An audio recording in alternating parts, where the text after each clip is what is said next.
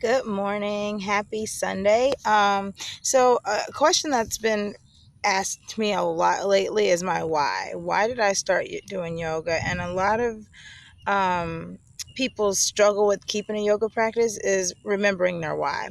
So I'm going to get into the why, like how did I fall into yoga and how did it change my life? And everybody's journey and story is a little bit different. So mine began in 2004. My daughter was on life support, and it was the day that we were supposed to like say goodbye and pull the plug. It was nothing going on for her, and there was this nurse that always came by the NICU, and she was always like cheery and happy, and oh, everything happens for a reason, and one day I just like snapped. I was like, why are you like, get away from me, like what is with this, like I don't like, basically fuck off.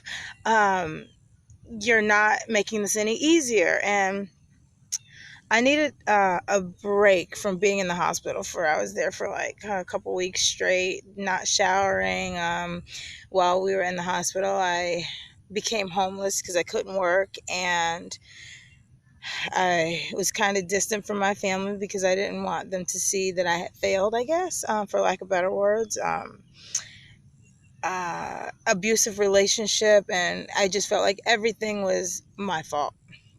And in a way it was, but this is a part of our journey, right? So back to the story. I The nurse asked me if I wanted to go with her to get a shower and then come back to the hospital with a fresh mind. And she was going to a yoga class, and I had on a pair of overalls that I literally had on for a few days, hadn't, showered or whatever. And I was like, I guess, I grew up a runner. I was a competitive track runner from the age of 5. And so I just thought a yoga class, I was just going to stretch, whatever. But it was my free ride out of the hospital, basically. And so I went to this yoga class. It was at the Lotus Room on Kennedy, when it was once the Lotus Room there. And we walked into this little studio, and I just remember the smell and the cheery hellos that didn't bother me for some reason. And I got my mat and just like slapped it down on the back of the floor. I was very loud and just not knowing why I was there, but just needed to get out of the hospital. And so teacher came in, and she's, hi, I'm subbing for Val, who's the studio owner, and I'm gonna lead you through blah blah blah. She gave this big thing, and I was like, oh my gosh, she's like so perfect. Look, like, why am I here? In my head right away.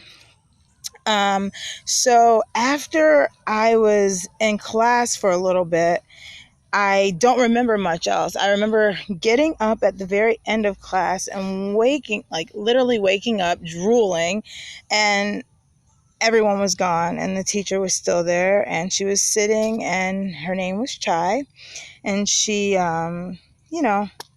said, class is over. She talked to me for a little bit. I cried, and that was it. That was my first yoga experience. And when I got back to the hospital, I just remembered feeling like so relaxed that right back to the hospital, just like uh, it was an experience, I can't explain. But once I got back to where Jasmine was supposed to be in her little uh, incubator, whatever you want to call it, with all of her tubes, she wasn't there. And again, I was mad. I was, what in the hell? Where's my daughter? You took her off of the sport, blah, blah, blah, right away. And someone came over to me, and at the time I was Miss Mumford, and they were like, Miss Mumford, can you come with us? And I walked with them. We went into this room, and there my daughter was. She was laying, and she looked so peaceful without, she had IV, and she was just laying so peacefully, eyes closed, and she looked like a doll, and I thought she was no longer with me. I went over to touch her, and all of a sudden Jasmine took this big and they were like, she's breathing on her own, and we're not sure what her brain activity, it was all of this, but she was there, she was alive, like it was like a new beginning. And for me, I just equate that experience of me letting go in that yoga class to the fact that I could actually come back and have a connection with the letting go and being okay with, hi little goatee, and being okay with hi buddy, coming over to say hi, being okay with my situation. So time went on. I was living in my car incognito, going from couch to couch at my friends' houses. They love Jasmine, so it was like, oh, bring Jasmine over. No one knew really what my struggles were. And I would go to the library downtown. This was like 2005. Like there was no like YouTube, I don't think. Like there was no yoga was like, to go in a class you had to have money. You had to look a certain way. I still feel that way a little bit, but that's one of my game changers. But yeah, like it wasn't accessible. So I would go to the library and rent books, and I would sit at parks and just do yoga until I couldn't stand the smell of myself anymore, with Jasmine laying there. And things changed for me mentally and physically, and I got a job and started working. And 9 years later, I met my husband, and then he was like, you do yoga a lot. Why don't you like take a yoga teacher training? Why don't you, dig into, you love it. You're always doing it. So I was like, I don't want to be a teacher.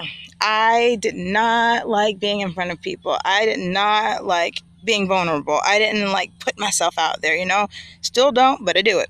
And it just comes naturally, I guess. So like this video is very hard for me to do, but I'm doing it, whatever, right? So part of this loving yourself kind of thing that I'm going through right now with, anyways. So I looked online for yoga teacher trainings, and there was tons of them, but I didn't know how to pick one. So there was a free, come out and see our studio thing, and it was at the Lotus Pond, and it's pretty far from where I was living at the time, but I said I'll check it out. I get a free class, and I get to see what the studio is about. I went in, felt like I was on vacation, and at the end of the training, this lady walked in that looked so familiar, felt so familiar, and it was Chai, my very first yoga teacher, and she actually was one of the teachers that led me on my YTT, which made a huge difference for me. I don't know, like it was like a divine timing type of thing. I got through YTT, most amazing journey of my life, and I just still was like, I don't want to teach. Like, I just want to do this to deepen my practice. I don't want to teach. Like, we have all these like self-doubts and these things, like this shit, for lack of better words, that we need to let go of. And someone asked me, hey, you did YTT, can you teach class? And I did it, and it was amazing. And then I started teaching kids yoga because I have kids, and I've always been around kids. Kids are fun. Kids let go. Kids need to learn how to be in their bodies as well as we do. So I started with the kids training, and I did kids for a while, and I just have been doing that since. But on top of the kids, I started working with special needs kids, because my baby's special needs, of course, and in VA hospitals. And I am like at cancer, like the list goes on, but it just happened. It wasn't something I've ever had to really like work for. And now I'm at a time in my practice where I had to step back and figure out my why, like feel it again and go back to my roots so I could have that fire in my ass again. Like, why am I here? And remembering my breath, and remembering like all we need is our breath and our intuition. And with that, that's my why. I went from being at the bottom of the bottom and like using yoga as a practice and as a mind clearing to, build myself up again. And every day, every single day is a journey. I've been practicing for 14, 15 years, practicing, and I've been a teacher now for 5 years. And still practicing, still learning myself. And that's the most important part of my yoga journey. And I think of anyone's yoga journey is the self study. It's the hardest part, but once we like dig in, we realize a lot. And I've had to go through a lot of changes this year. And 2018 has been ups and downs with friendships and like just things, but it has all brought me back to this like really amazing place here in my body and here in my mind. And I'm grateful for everything that's happened to me this year, and I'm ready to start again, for a lack of better words. And I think I've said for a lack of better words a number of times, but it's okay. So I'm getting ready to get started with my class this morning at Grady Goat Yoga. And I hope to post more videos. I hope to get out a little bit more with who I am and what I'm all about. So I'd like to hear some of your whys. You can email me or text me or email me. Yeah, you can email me at yogawithcoco, KOKO, at gmail.com. And, let's hear your whys. And I will be in touch. Bye.